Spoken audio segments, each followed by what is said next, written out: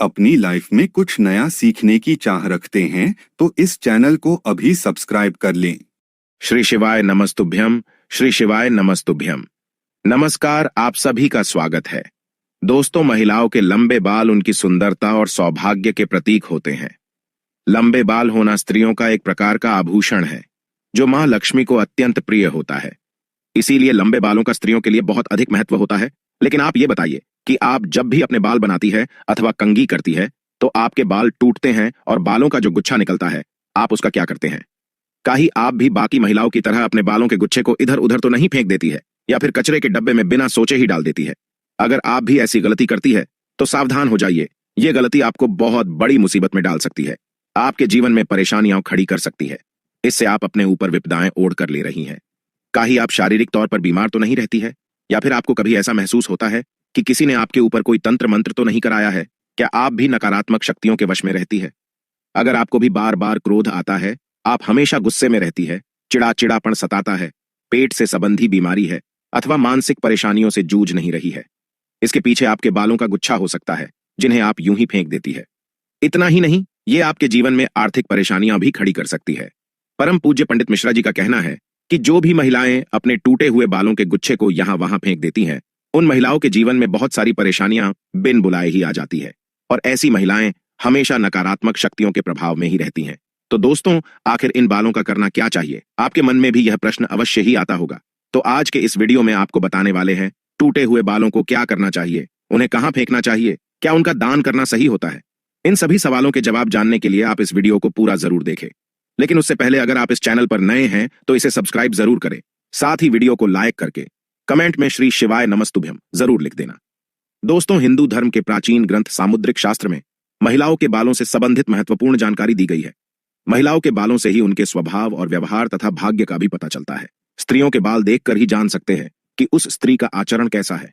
सामुद्रिक शास्त्र के अनुसार महिलाओं का माथा चौड़ा हो तो वह भाग्यशाली होती है। साथ ही अगर उनके बाल लंबे हो तो वह साक्षात मां लक्ष्मी का ही रूप होती है। महिलाओं के लंबे बाल उनकी सुंदरता में चार चांद लगा देते हैं। जिन महिलाओं के बाल लंबे, काले और घने होते हैं, उन पर माता लक्ष्मी की विशेष कृपा बनी रहती है। ऐसी महिलाएं जीवन में हर प्रकार का सुख प्राप्त करती हैं। लेकिन महिलाओं को अपने बालों से संबंधित महत्वपूर्ण बातें जरूर जाननी चाहिए। गुरुजी के अनुसार महिलाएं अक्सर अपने बालों को लेकर कुछ गलतियां करती हैं जिनका अशुभ परिणाम उन्हें भोगना पड़ता है।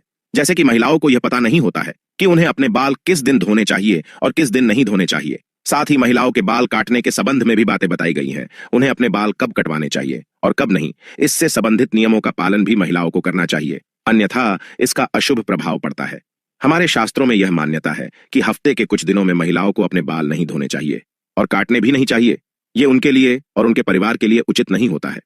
आपने अक्सर लोगों को यह कहते हुए सुना होगा कि महिलाओं को मंगलवार, गुरुवार और शनिवार को बाल नहीं धोने चाहिए और ना ही बाल कटवाने चाहिए। इसके अलावा कुछ लोग यह भी मानते हैं कि सोमवार के दिन भी बाल नहीं धोने चाहिए।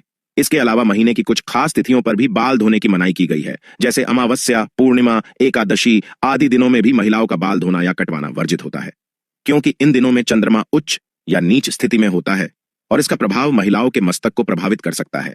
और यह न केवल उनके स्वास्थ्य को प्रभावित करता है बल्कि इसका अशुभ प्रभाव उनके सांसारिक जीवन पर भी पड़ता है। गुरुजी के अनुसार सोमवार के दिन सुहागिन महिलाओं को बाल धोने से अथवा कटवाने से बचना चाहिए, क्योंकि इससे उनके पति की उन्नति में बाधा निर्माण होती है, उसकी तरक्की रुक जाती है। वही मंगलवार के दिन अगर सुहागिन महिलाएं बाल धोती हैं तो कुंडली में मंगल ग्रह कमजोर होता है। इससे उन्हें मंगल ग्रह से संबंधित परेशानियों का सामना करना पड़ता है, जैसे घर में कलेश, लड़ाई झगड़े होना आदि। मंगलवार के दिन बाल कटवाने से और अपने टूटे हुए बालों को यहां वहां फेंकने से बचना चाहिए। इसी के साथ ही जिन महिलाओं के छोटे या बड़े भाई है, ऐसी महिलाओं को मंगलवार के दिन अपने बाल धोने से बचना चाहिए, क्योंकि मंगल ग्रह का संबंध भाई बहन के रिश्ते से भी होता है।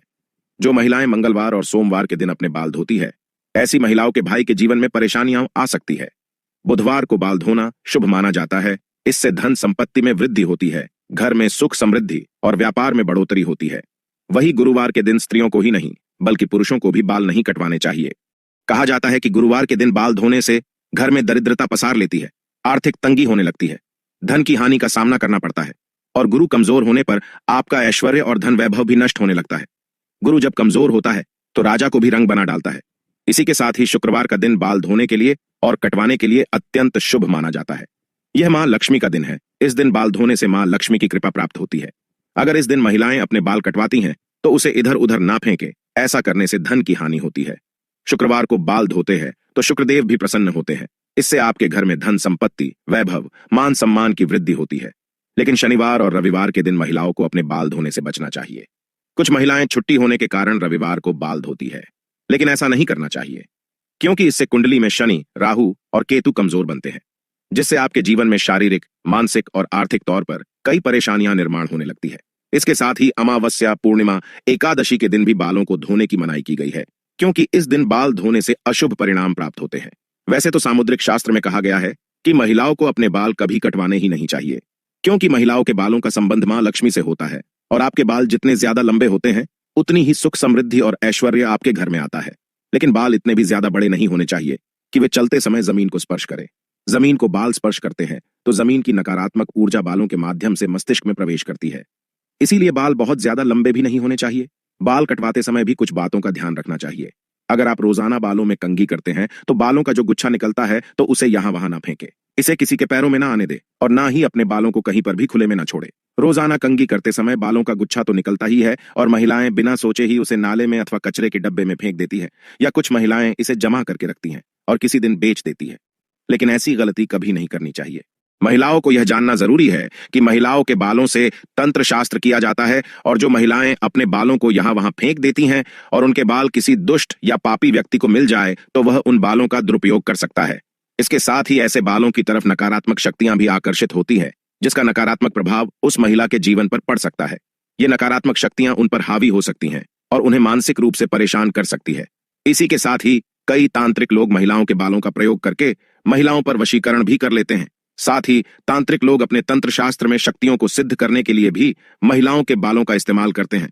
तो परम पूज्य पंडित प्रदीप मिश्रा जी का कहना है कि अगर आप अपने बाल बनाते हैं और आपके बाल झड़ते हैं, टूट जाते हैं और बाल कटवाते समय आपके जो कटे हुए बाल होते हैं, महिलाओं को कोशिश करनी चाहिए कि आप उन बालों को इकट्ठा करके कहीं पर भी मिट्टी में दबा दीजिए, या फिर अगर आप ऐसा नहीं कर सकते हैं तो जब भी आप अपने बालों को कचरे में फेंके या फिर यहां वहां पर फेंके तो उन्हें इकट्ठा करके उन पर थूक दें।